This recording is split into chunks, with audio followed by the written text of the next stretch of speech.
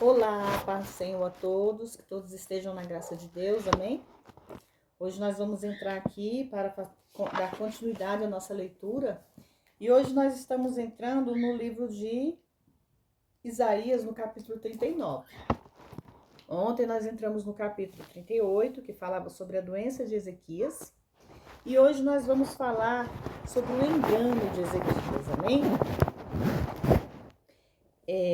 Naquele tempo, Merodach-Baladã, filho de Baladã, rei da Babilônia, enviou cartas a um presente a Ezequias, porque tinha ouvido dizer que ele estava doente e que já tinha se convalescido. E se alegrou Ezequias com eles e mostrou a casa do seu tesouro, a prata, ouro, especiarias, ungüentos preciosos, a toda a sua casa de armas e tudo quanto achava em seu tesouro. Não houve coisa alguma que, em seu domínio, Ezequias não tinha lhe mostrado. A predição do cativeiro babilônico.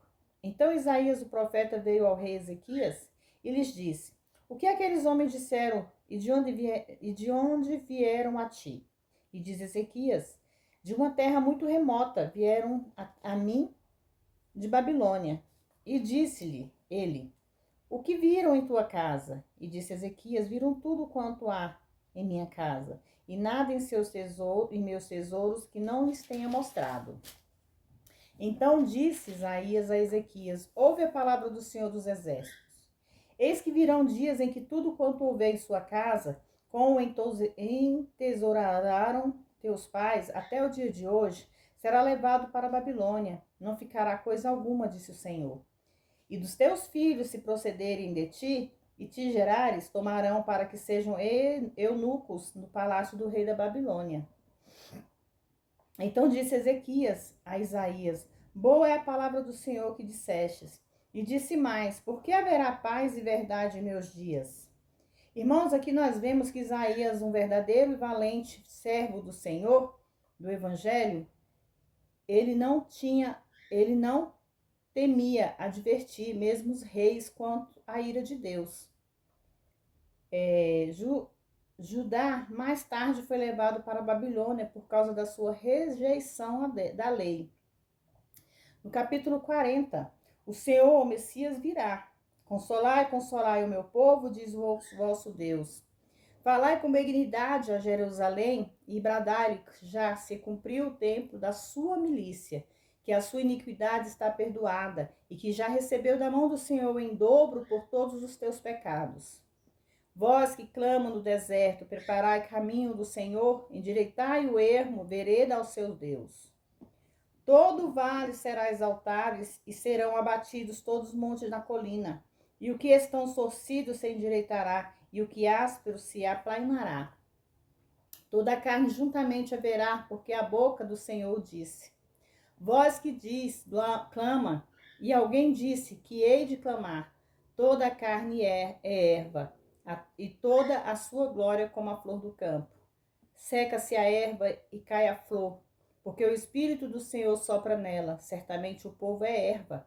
Seca-se a erva e caem as flores, mas as palavras do nosso Deus permanecem para sempre.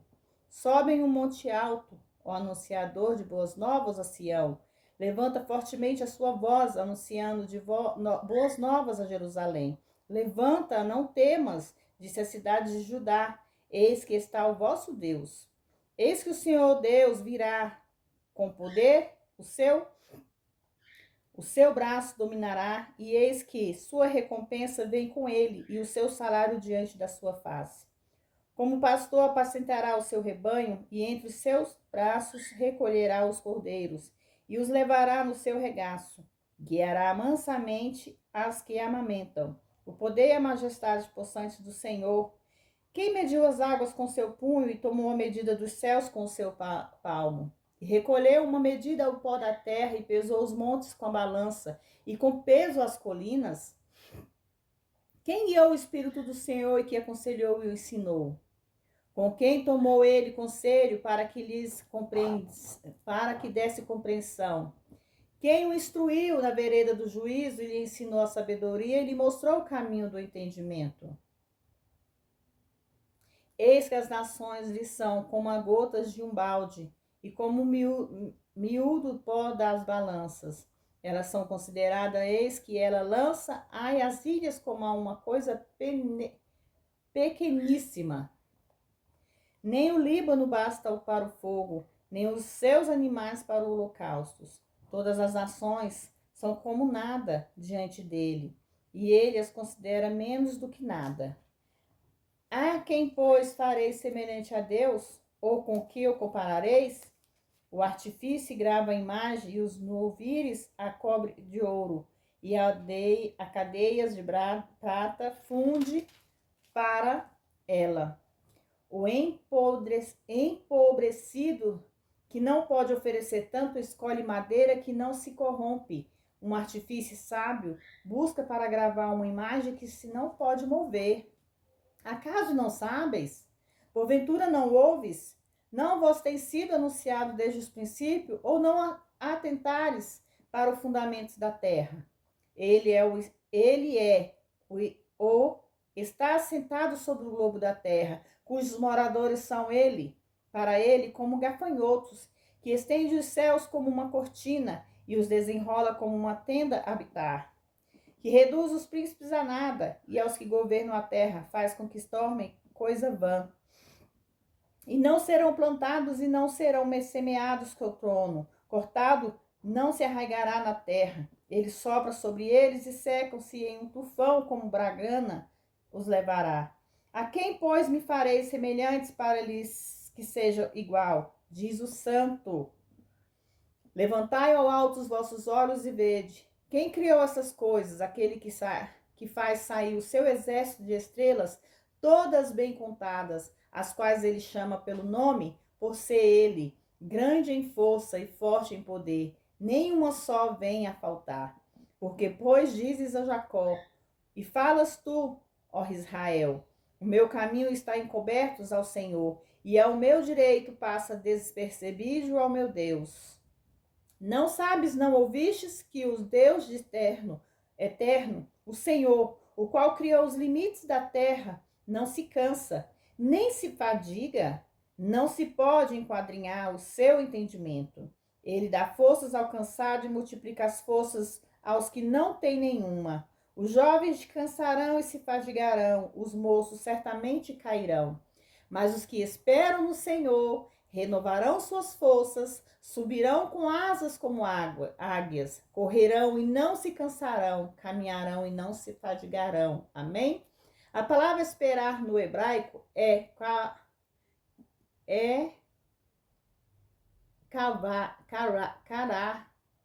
cavar. Significa juntar, torcendo. O sentido é que nós realmente esperamos no Senhor. Estaremos constantemente procurando a sua face. Estando ligados a Ele, estaremos desejosos a fazer a sua vontade.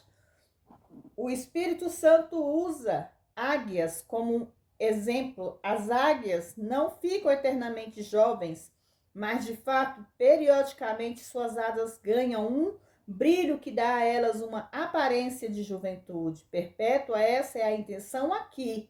Deus promete dar forças para a jornada, para que possamos correr e não nos cansar. Amém? Irmãos, aqui nós vemos que Deus está falando conosco grandemente, que quem confia no Senhor não se cansará, não se fadigará. Por mais que nós tenhamos problemas, por mais que nós tenhamos aflições nesse mundo, se nós confiarmos no Senhor, nós estaremos sempre preservados por Ele. Deus guarda nossas vidas, Deus cuida dos nossos caminhos, é Ele que nos protege, é Ele que nos dá forças, é Ele que nos faz levantar todos os dias pela manhã e ter forças para lutar. Todos os dias Deus nos dá a oportunidade de não se cansar. Se Ele nos dá a oportunidade de passar o dia trabalhando, fazendo algo que nos convém, Deus nos dá a oportunidade de se deitar para descansar. E Ele nos dá novamente forças para nos levantar no outro dia e fazer tudo novo. Olha que lindo, olha que maravilha o que Deus faz em nossas vidas. Então, Deus aqui nessa palavra está falando que nós não tenhamos que nos cansar, nós não se cansaremos, nós não se fadigaremos, porque os moços certamente cairão.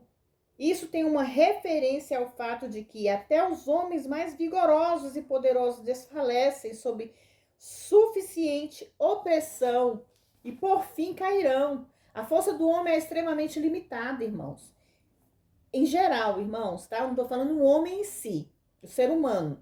Mesmo a força do homem forte, no entanto, aqueles que confiam no Senhor, como o versículo seguinte nos diz, não cairão.